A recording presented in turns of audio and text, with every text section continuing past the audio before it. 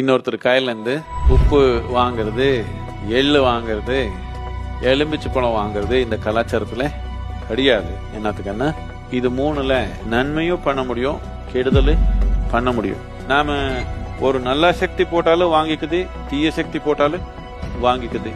அதனால சொன்னாங்க, நமக்கு யாருனாலும் உப்பு கொடுக்க வந்தாலும் கையில வாங்கக்கூடாது, கீழே வைக்கணும்.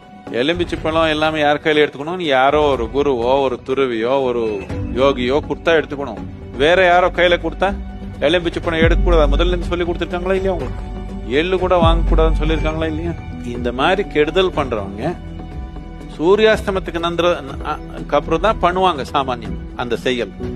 அதனால அந்த நேரத்துக்கு அப்புறம் இது நாம் யாருக்கிட்டையும் வாங்கிக்க கூடாது. சேஃப்டி கொஞ்சம் செக்யூரிட்டி சொல்லி கொடுத்தாங்க.